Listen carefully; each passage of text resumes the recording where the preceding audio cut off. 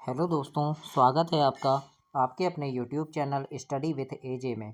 इसमें आज की वीडियो में मैं आपके लिए लेकर के आया हूँ आपकी एड ग्रेड अभ्यास पुस्तिका, जो आपकी संस्कृत विषय की है बच्चों, और कक्षा छठवीं के बच्चों के लिए आई हुई इस साल की नई वर्कबुक है।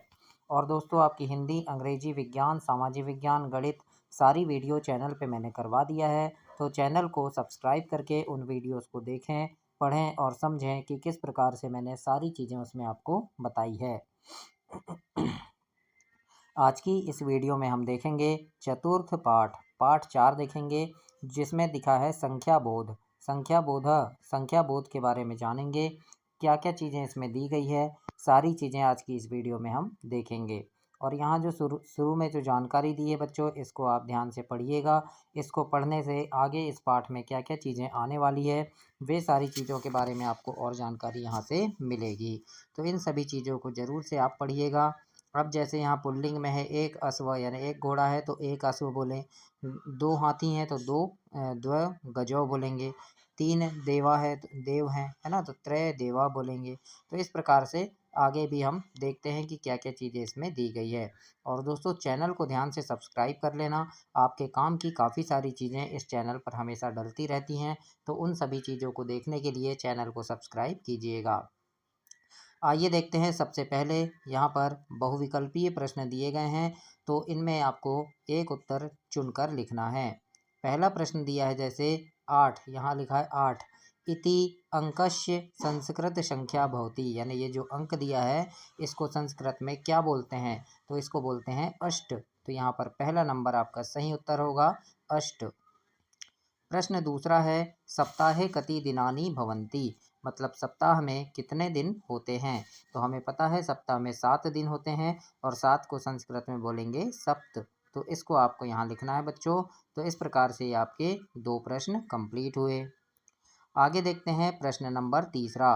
तीसरे प्रश्न में लिखा है चत्वारः बालकः वाक्येऽस्मिन् चत्वारः इति पदे लिंगमस्ति, मतलब ये चत्वारः जो लिखा है इसमें कौन सा लिंग दिया है ना, तो इसमें है दोस्तों पुल्लिंगम। तो यहाँ दूसरा नंबर इसमें सही उत्तर होगा पुल्लिंगम। इसके बाद प्रश्न नंबर 4 देखते हैं। इसमें लिखा है माला इति पदस्य हेतु उचित संख्या पदम अस्ति, यानी माला इति इस पद में संख्या यानी उचित संख्या पद क्या है, तो इसमें है दोस्तों त्रिस्तः, है ना, तो त्रिस्तः आपको लिखना है। तो इस प्रकार से आप यहाँ पर कंप्लीट करेंगे। आगे देखते हैं प्रश्न नंबर 6। ये लिखा है 6 इति अंकस्य संस्कृत संख्या अस्ति, मतलब इस 6 को संस्कृत में क्या बोलेंगे, तो इसे हम षट बोलेंगे। तो ये दूसरे नंबर पे षट लिखा है, तो इसका मतलब होता है 6। तो इस प्रकार से आपको 1 से लेके 5 तक के प्रश्नों को ऐसे कंप्लीट करना है और अपनी वर्क बुक में ऐसे लिखना है बच्चों। अब इसके बाद हम आगे देखते हैं। आगे अब खालिस्तान वाले प्रश्न है, रिक्त स्थान की पूर्ति करना है आपको, और यहाँ पर सही शब्द चुनकर लिखना है।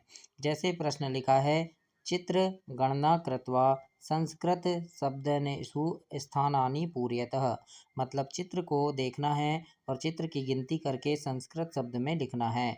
जैसे यहाँ 2 किताबें हैं तो हमने द्वे लिखे, यहाँ पर क्या है 3 फल हैं तो हमने त्रीणी लिखे, यहाँ पर कितने फल हैं 6 फल हैं तो यहाँ पर हमने षट लिखेंगे। फिर इसके बाद माला है, एक माला है तो लिखेंगे एकम, और यहाँ पर 5 फूल हैं तो लिखेंगे पंच। तो इस प्रकार से आपको प्रश्न 6 से 10 तक ऐसे कंप्लीट करना है दोस्तों, और अपनी वर्क बुक में ऐसे लिखेंगे आप। इसके बाद आगे देखते हैं क्या प्रश्न दिया है। तो इसके बाद प्रश्न है निर्देश है कि एक पदेन उत्तरम लिखता, मतलब आपको एक पद में उत्तर लिखना है। तो देखते हैं प्रश्न नंबर 11 में पूछा है आपसे कति बालकौ स्त, मतलब कितने बालक थे, यानी कितने बालक हैं, तो लिखेंगे द्वे। कितने बालक हैं, 2 बालक हैं। कति माला संति, है ना, कति माला संति तो लिखेंगे माला। कति छत्राणि सन्ति, तो इसमें आएगा चत्वारः, और चत्वारः का सन्ति तो 4 क्या थे, घटा यानी घड़े थे। तो इस प्रकार से आपको लिखना है इसमें। आगे देखते हैं निर्देश है एक वाक्येन उत्तरम लिखता, मतलब अब एक वाक्य में उत्तर लिखना है। प्रश्न नंबर 15 में पूछा है कति अजा सन्ति, मतलब कितने अजा थे, तो यानी बकरी कितने थे, तो इसमें लिखेंगे चतस्त्र अजा सन्ति। फिर है कति कंदुकानि सन्ति, तो इसमें आएगा बच्चों त्रीणि त्रीणि कंदुकानि सन्ति। प्रश्न नंबर 17 है त्रय का सन्ति, तो लिखेंगे यानी त्रय यानी तीन क्या थे, तो लिखेंगे त्रय अश्वः सन्ति मतलब तीन घोड़े थे। कति दाणिमानि सन्ति, तो इसमें आएगा अष्ट दाणिमानि सन्ति। तो इस प्रकार से आपको प्रश्न 15 से 18 तक एक वाक्य में उत्तर देना है और ऐसे कंप्लीट करना है दोस्तों। इसके बाद देखते हैं दीर्घोत्तरीय प्रश्न है और इस प्रश्न में प्रश्न नंबर 19 में लिखा है लिंगानाम अनुसारः प्रथमतः चतुर्थ पर्यंत संख्या लिखतः। मतलब यहाँ पर आपको पुल्लिंग स्त्रीलिंग और नपुंसकलिंग लिखना है एक से लेके 4 तक की संख्या का। तो पुल्लिंग में एकः आएगा, फिर स्त्रीलिंग में एका और नपुंसकलिंग में एकम। इसी प्रकार से जैसे पुल्लिंग में एका आया तो स्त्रीलिंग में द्वे आएगा, फिर द्वे आएगा, है ना। फिर यहाँ एकम आया तो फिर यहाँ त्रिस्थ, यहाँ त्रिणी, चत्वारः चत्रस्थ चत्वारी। तो इस प्रकार से आपको यहाँ पर लिखना है और ऐसे कंप्लीट करना है बच्चों।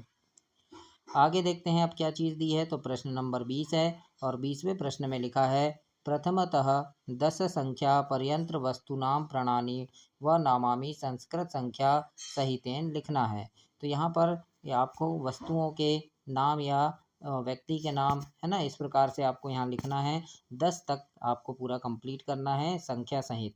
तो जैसे एक में लिखेंगे एकः वृक्ष, दो में लिख देंगे द्वे बालिके, तीन में लिखेंगे त्रीणि कंदुकानि, चार में लिख देंगे चत्वारः घटाः, इसी प्रकार 5 में लिखेंगे पंचः चटका, फिर 6 में लिख देंगे षट् घटिका, 7 में लिखेंगे सप्त सुका, 8 में लिखेंगे अष्ट मूषका, 9 में लिखेंगे 9 पिपीलिका और 10 में 10 मयूरः। तो इस प्रकार से ये 20 प्रश्न आपके कंप्लीट हुए बच्चों। तो ऐसे आपको अपनी वर्कबुक में कंप्लीट करना है और अपनी वर्कबुक में ऐसे आप लिखेंगे। और दोस्तों चैनल को ध्यान से सब्सक्राइब कर देना, बेल आइकन प्रेस कर देना, अपने दोस्तों तक इसे शेयर भी करना और वीडियो को लाइक ज़रूर करना। धन्यवाद बच्चों।